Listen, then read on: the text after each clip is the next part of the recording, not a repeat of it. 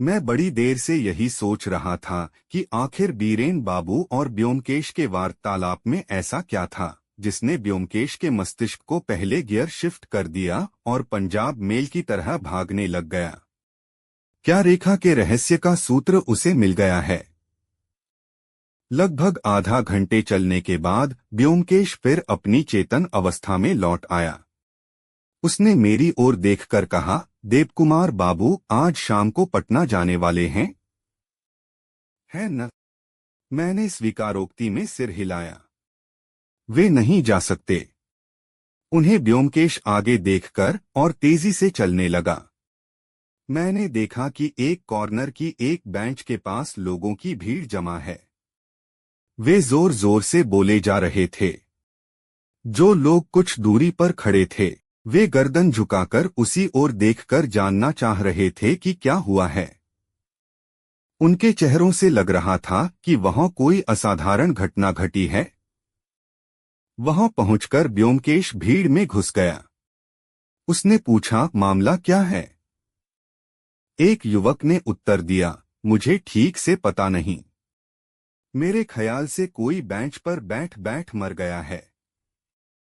ब्योमकेश ने भीड़ घुसकर रास्ता बनाया। मैं भी उसके पीछे पीछे गया।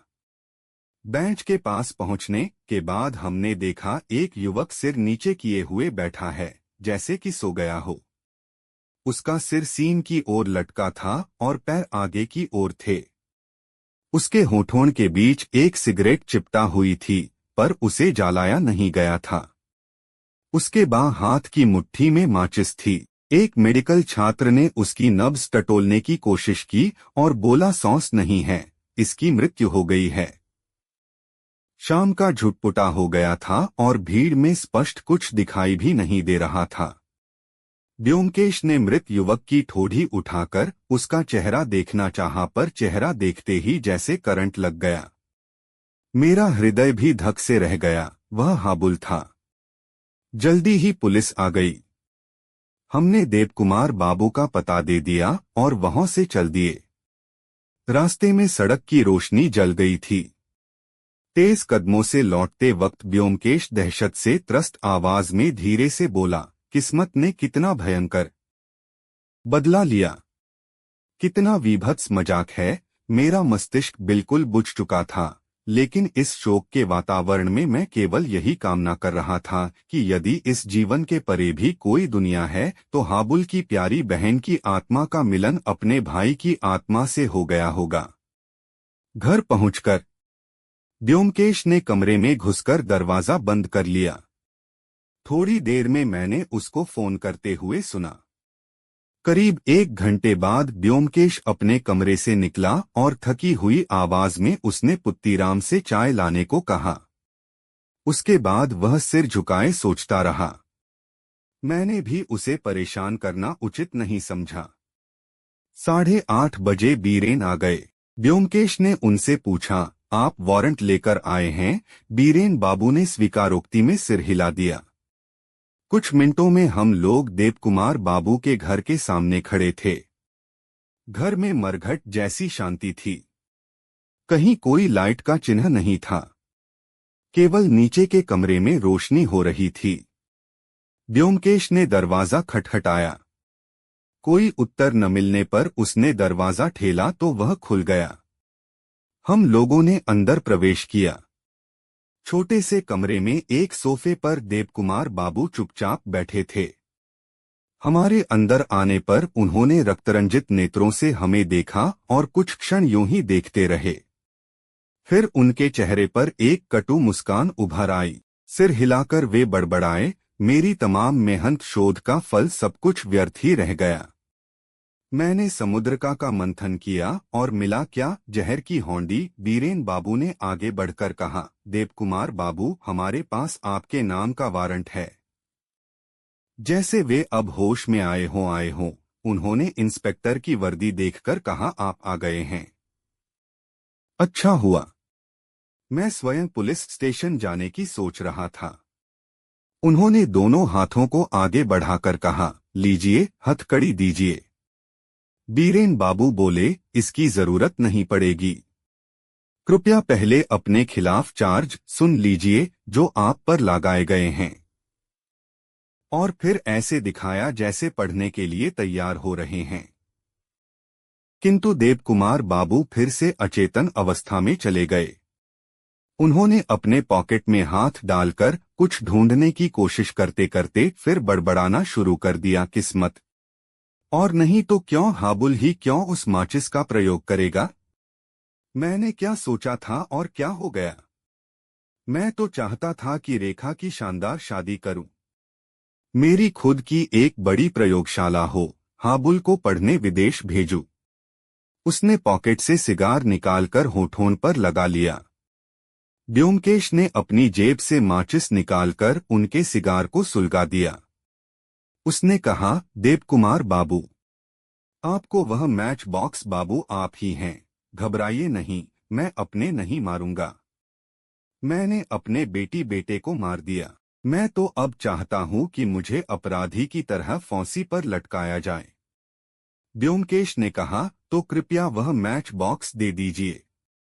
देवकुमार बाबू ने अपनी जेब से मैच बॉक्स निकालकर सामने मेज पर रख दिया और कहा, यह रहा वह मैच बॉक्स। लेकिन खबरदार, यह खतरनाक चीज है।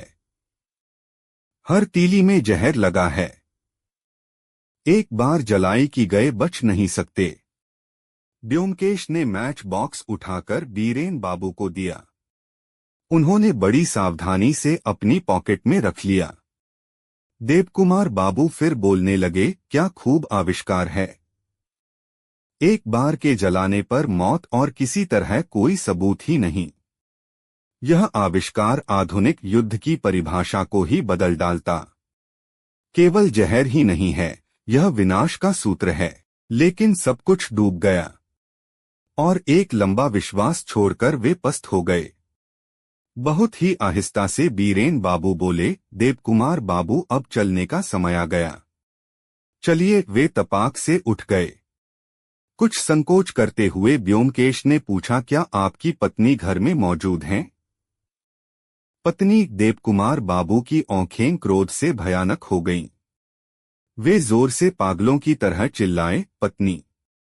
मेरी फांसी के बाद उसे ही मेरे बीमा की पूरी रकम मिलेगी। यही तो किस्मत का खेल है। आइए चलते हैं। टैक्सी बुलाई गई। ब्योमकेश ने उन्हें टैक्सी में ले जाकर बैठाया। उनके बराबर बीरेन बाबू बैठे। जाने कहां से दो सिपाही प्रकट होकर टैक्सी में बैठ गए।